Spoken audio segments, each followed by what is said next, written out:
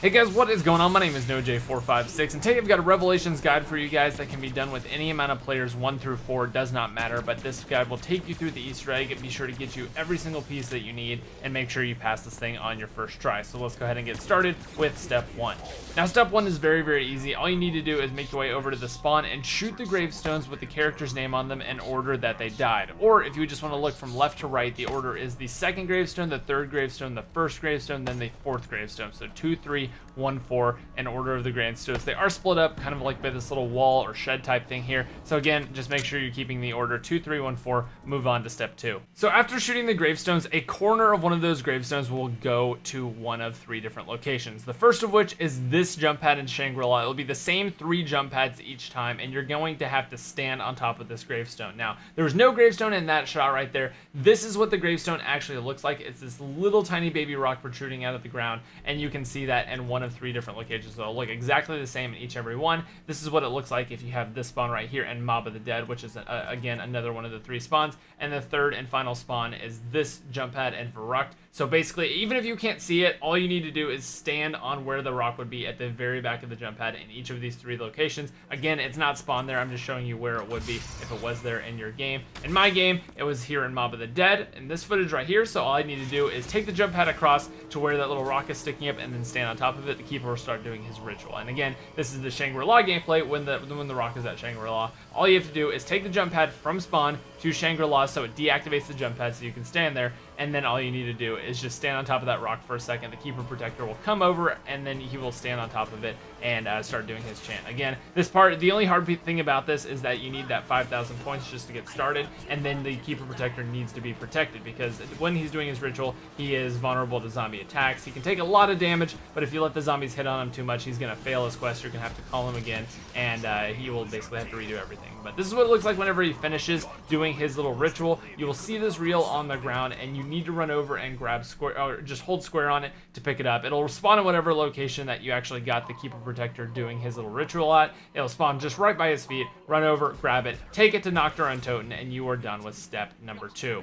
So the next thing you need to do is get little Arnie's out of the box and make your way into the giant Apothecon and throw little Arnie's down each of his 9 breathing holes. Now, obviously you can only do 3 at a time, and this actually works out perfectly because every 3 little Arnie's that you throw down into one of the air holes, you basically get 3 Margwa spawns. And what you need to do is just take out these Margwas over and over each and every time. I'm showing you the location of each of the 9 spots because each spot does have to be unique. Once you finish off the first 3 spots, kill off the first 3 Margwas, you move on to the next 3 holes. Again, throw the Arnie's down there, shoot up the Margwas, and then move on to the next one again. This is the last of the 9 holes. Finish off the Margwas, and you will actually get an audio reel to spawn. So again, 1 Arnie each hole. Kill all the Margwas, and then you can see right here, this is what the audio reel, I don't even know what to call them anymore, actually looks like. Go ahead and grab that, take it all the way over to Kino der Toten, and then go ahead and play it right there, and you are on to step number 4. So the next thing we're doing is collecting body parts. Now what you need to do is go to each of the locations I'm showing you here and shoot it with an upgraded gun. So you need to pack a bunch of gun that shoots bullets, and you need the upgraded Apothecon Servant. If you don't know how to upgrade the Apothecon Servant, there's going to be a link in the description, but follow each of the locations that I take you to here and shoot the exact spots I show you, and there should be body parts flying out. This one's the hardest one to see actually. It's in the spawn area right next to the church. There's a discolored rock in the very back. If you crouch down, you can see it pretty darn easily. Crouch down, shoot it, you should see a little arm or a femur or something pop out of that one. Shoot the Apothecon Servant into it and wait for the audio confirmation. For each one of these, you need to wait for the audio confirmation because if you run away, sometimes you may miss with the Apothecon Servant, it may not work or something like that. But shoot the rock, the body part flies out, shoot the Apothecon Servant, it'll suck the body part into the slot, and you will be good to go. You'll hear that little audio confirmation that sounds like honestly a zombie is dying, but more kind of like a full sound. You'll definitely tell that it's an Easter egg related sound. That one is over there on that rock by the waterfall. Again, just grab any packed punched gun, shoot it to get it out, and then move on with your day over to Nocturne. Go ahead and shoot this brick right there that is kind of barely poking out the top. Grab it once again with the Apothecon Servant, and then you are on to the kind of annoying one, which is the wall run. This was the reason that the Easter egg took so long, basically, this whole entire one right here. But what you need to do is go ahead, grab something that is either automatic or at least semi-automatic, and then you're going to shoot the side of this wall with that gun because it is hidden in the bottom half right there. You actually saw it pop out a tiny bit there, and you'll see that there's definitely a little piece of something there, and that is actually the spine. So again, make sure you shoot it, make sure you see it floating out there like that. Take out that Apothicon Servant, blast it, and then as you're falling away, listen for that sound, and you will be good to go to move on to the next step. But yep, there you go. You have collected all 6 of the bones. Make sure you grab all 6, and let's get on to step number 5. So after you collected all 6 body parts, make your way to Noctur Untoten. You'll see all of the body parts you've collected sitting there on the floor. Go ahead and once again, Apothicon Servant with that. You'll see the body parts flying up into it once more. And whenever you head back up there, obviously try to keep your zombie safe if you're playing on solo. But if you head back up there, you'll actually see that the body or the body parts have been turned into Sophia's body. And all you need to do with this is, once again, one more time, go ahead and shoot it with the Apothicon Servant, and then a few seconds later when you head back there, or if you just watch it, it will actually drop an audio reel instead. So this is the 3rd out of 3 audio reels. We are done with the audio reels after this step. I'm going to show you where exactly to play it because you do have to play each one of these audio reels before moving on to the next thing. And for this one in particular, you have to wait for the audio to finish before you can actually do the next step, or else it's just not going to activate because Sophia will not be there. And you'll see what I mean in just a second. So there's the audio reel. Go ahead and grab that. Make your way all the way over to Origins. Go ahead and pop that in. Let the audio play all the way through. You'll hear Sophia kind of like talk, not in the radio, but you'll hear her talk kind of in the map itself. And then whenever you hear her talk in the map itself, you'll actually be able to run over and see her, which that brings us to step number 6, which is the Ghost Sophia.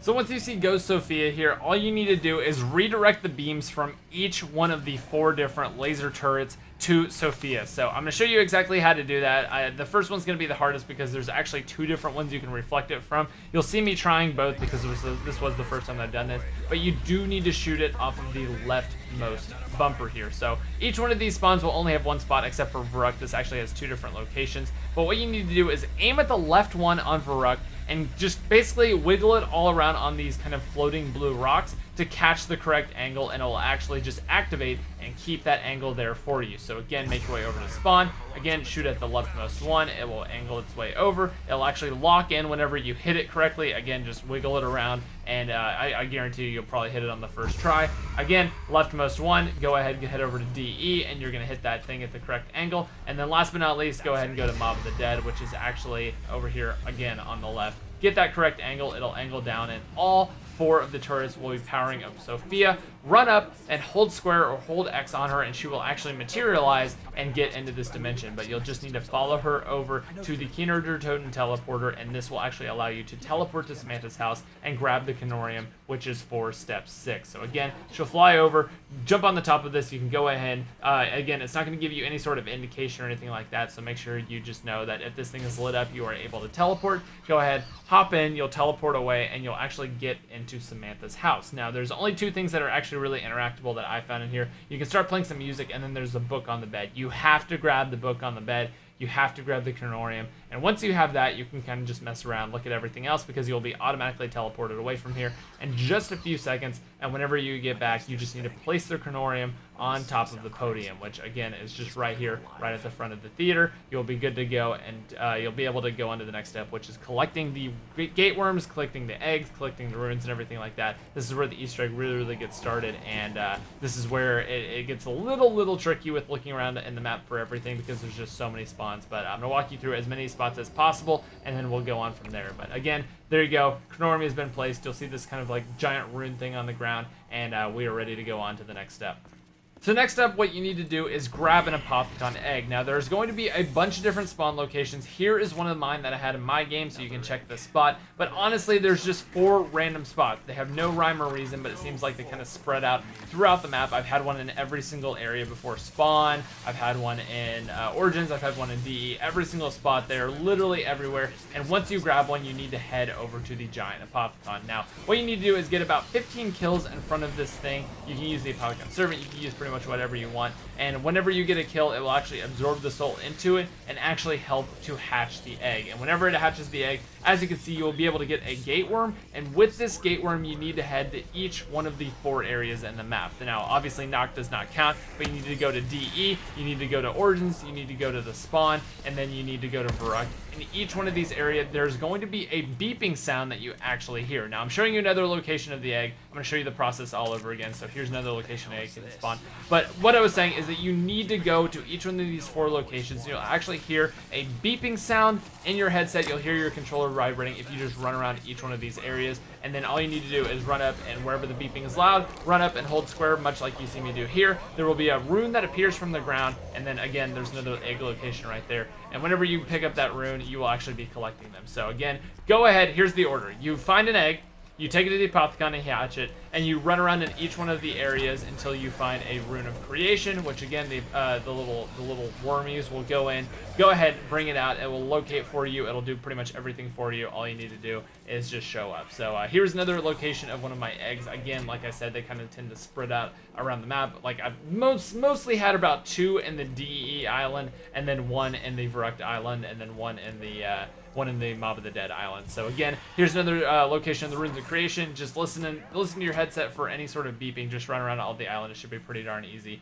and you should be good. But here are a couple different locations that I've seen the eggs. One was right there sitting on the corner of that pedestal. I've seen one in this little bucket. I saw one in the theater that you saw just a second ago. There's one in Origins over here. But honestly, all you need to do is just head around the map. It should be pretty darn easy to find it. You can find one in this hallway as well. It's honestly very easy to do once you kind of figure out the spawn locations, everything like that. But just keep on running around. You do have to find all 4. So get the egg, hatch it using the kills. Go ahead, grab the Runes of Creation, and you are onto the boss fight, which has its own little puzzle to start off here. So let me go ahead and explain exactly how this boss fight works. So the first thing you need to do is, again, just protect yourself, especially if you're playing on solo. And you need to write down or do something with each one of these runes, because you have to get each one of these runes correct in a Simon Says game. So just draw them. What I would do is, if I was playing on solo, I would just pause, draw them real quick, and then go on to the next one, unpause, because this book,